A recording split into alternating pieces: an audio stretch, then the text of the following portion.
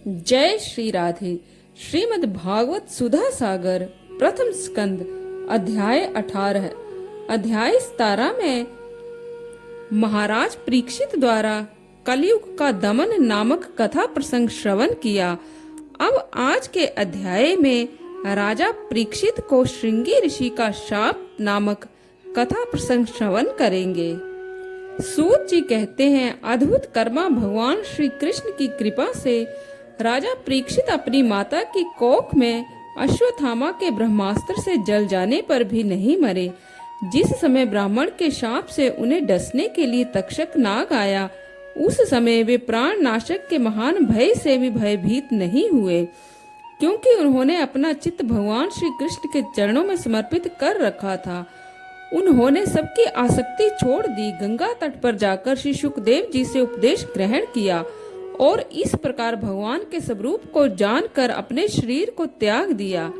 जो लोग भगवान श्री कृष्ण की लीला कथा कहते रहते हैं, उस कथा अमृत का पान करते रहते हैं और इन दोनों ही साधनों के द्वारा उनके चरण कमलों का स्मरण करते रहते हैं, उन्हें अंतकाल में भी मोह नहीं होता।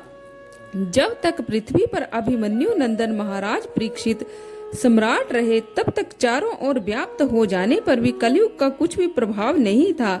वैसे तो जिस दिन जिस क्षण श्री कृष्ण ने पृथ्वी का परित्याग किया, उस समय पृथ्वी में अधर्म का मूल कारण कलयुग भी आ गया। भ्रमर के समान सारग्राही सम्राट परीक्षित कलयुग से कोई द्वेष नहीं रखते थे, क्योंकि इसमें यह एक बहुत बड़ा गुण है कि पुण्य कर्म तो संकल्प मात्र से ही फलीभूत हो जाते हैं, परंतु पाप कर्म का फल शरीर से करने पर ही मिलता है, संकल्प मात्र से नहीं। यह भेड़िए के समान बालकों के प्रति शूरवीर और धीरवीर पुरुषों के लिए बड़ा भीरू है। यह प्रमादी मनुष्यों को अपने वश में करने के लिए सदा सावधान रहता है। शौनकादि ऋषियों, आप लोगों को मैंने भगवान की कथा से युक्त राजा परीक्षित का पवित्र चरित्र सुनाया। आप लोगों ने यही पूछा था, भगवान श्री कृष्ण कीर्तन करने योग्य बहुत सी लीलाएं करते हैं, इसीलिए उनके गुण और लीलाओं से संबंध रखने वाली जितनी भी कथाएं हैं, कल्याणकामी पुरुषों को उन सब का सेवन करना चाहिए।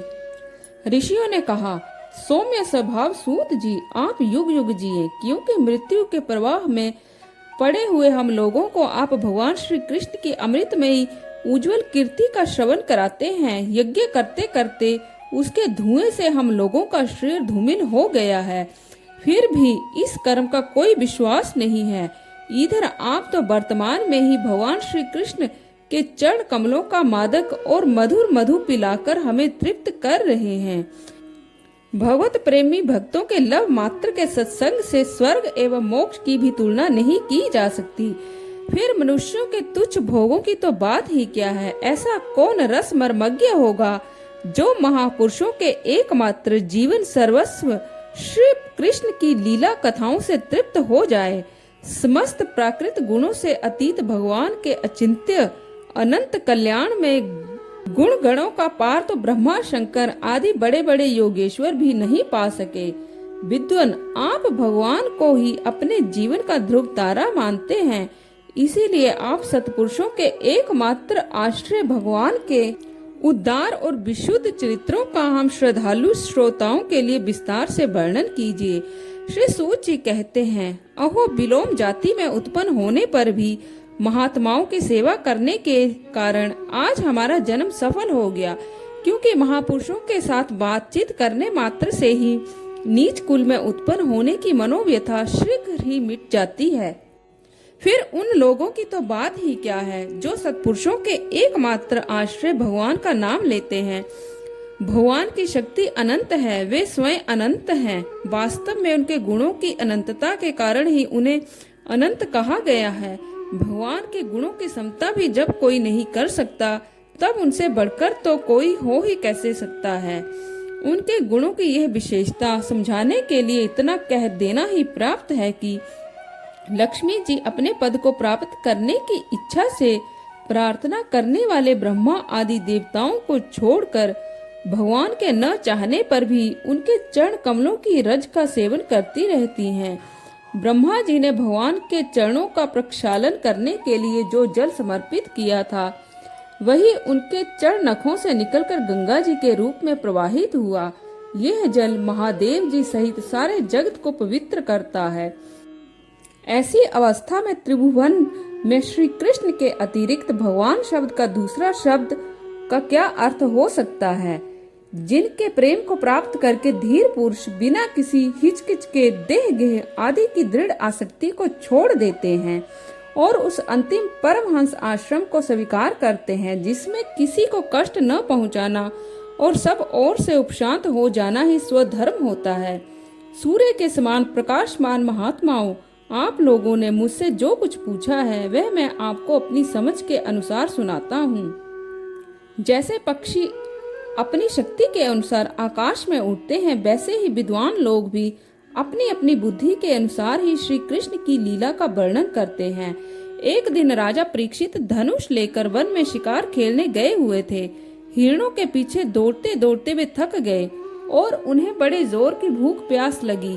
जब कहीं उन्हें कोई जलाशय नहीं मिला तब वे पास के ही ऋषि के एक आश्रम में घुस गए। उन्होंने देखा कि वहां आंखें बंद करके शांत स्वभाव से एक मुनि आसन पर बैठे हुए हैं। इंद्रिय, प्राण, मन और बुद्धि के निरुद्ध हो जाने से वे संसार से ऊपर उठ गए थे। जागृत, स्वप्न और सुषुप्ति तीनों अवस्थाओं से रहित निर्विकार ब्रह्म रूप तुर्य पद में वे स्थित थे। उनका शरीर बिखरी हुई जटाओं से और श्री कृष्ण मृग चर्म से ढका हुआ था। राजा परीक्षित ने ऐसी ही अवस्था में उनसे जल मांगा क्योंकि प्यास से उनका गला सूखा जा रहा था। जब राजा को वहां बैठने के लिए तिनके का आसन भी न मिला, किसी ने उन्हें भूमि पर भी बैठने को ना कहा। अर्घ्य और आदर भरी मीठी बातें तो कहाँ से मिलती। तब अपने को अपमानित सा मानकर वे क्रोध के वश हो गए। शौनक जी, वे भूख प्यास से छटपटा रहे थे, इसीलिए एकाएक उन्हें ब्राह्मण के प्रति ईर्ष्या और क्रोध हो आया। उनके जीवन में इस प्रकार का ये पहला ही अवसर था।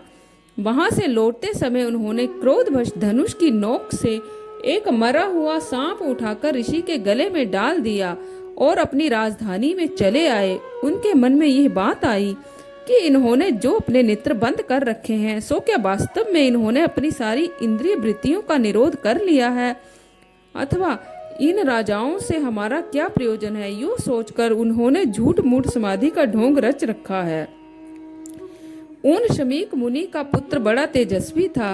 वह दूसरे ऋषि कुमारों के साथ पास में ही खेल रहा था। जब उस बालक ने सुना कि राजा ने मेरे पिता के साथ दुर्व्यवहार किया है, तब वह इस प्रकार कहने लगा, यह नरपति कहलाने वाले लोग उच्छिष्ट भोजी कौओं के समान संड मुसंड होकर कितना अन्याय करने लगे हैं। ब्राह्मणों के दास होकर भी ये दरवाजे पर पहरा देने वाले कुत्ते के समान अपने स्वामी का ही तिरस्कार करते हैं। ब्राह्मणों ने क्षत्रियों को अपना द्वारपाल बनाया है।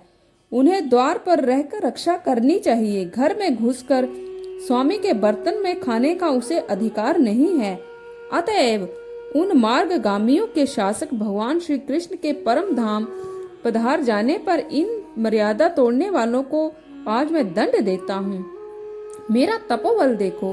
अपने साथी बालकों से इस प्रकार कहकर क्रोध से लाल लाल आंखें वाले उस ऋषि कुमार ने कौशिकी नदी के जल से आचमन करके अपनी वाणी रूपी वज्र का प्रयोग किया। कुलांगार परीक्षित ने मेरे पिता का अपमान करके मर्यादा का उल्लंघन किया है, इसीलिए मेरी प्रेरणा से आज के 7वें दिन उसे तक्षक सर्प डस लेगा।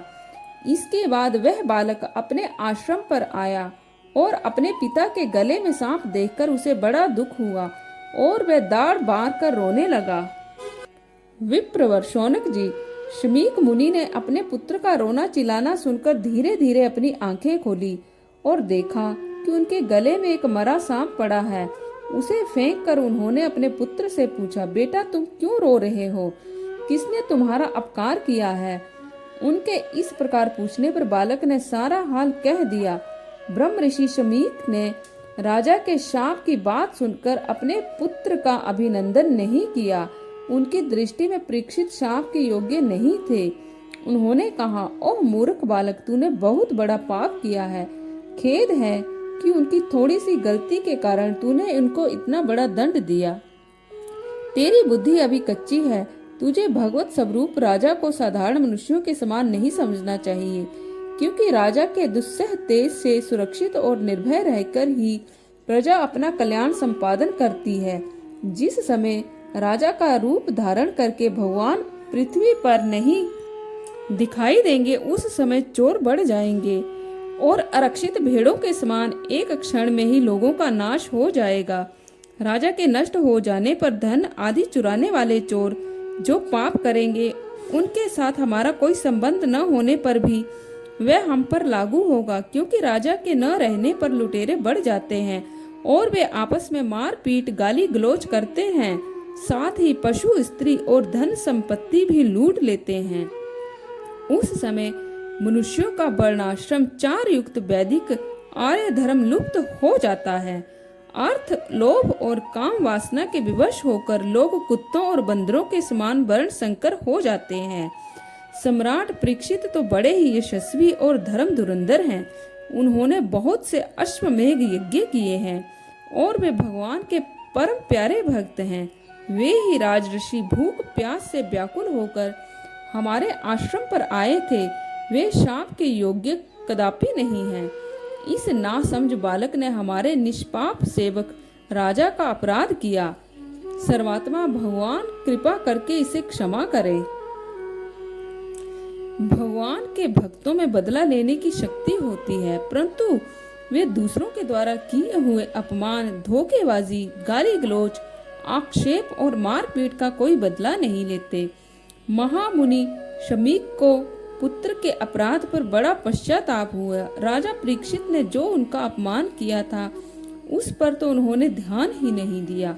महात्माओं का स्वभाव ही ऐसा होता है कि जगत में जब दूसरे लोग इन्हें सुख दुख आदि द्वंद्वों में डाल देते हैं, तब भी वे प्राय हर्षित या व्यथित नहीं होते, क्योंकि आत्मा का स्वरूप तो गुणों से सर्वथा परे है। तो आज के लिए बस इतना ही। कल फिर आपसे भेंट होगी। तब तक के लिए जय श्री राधे।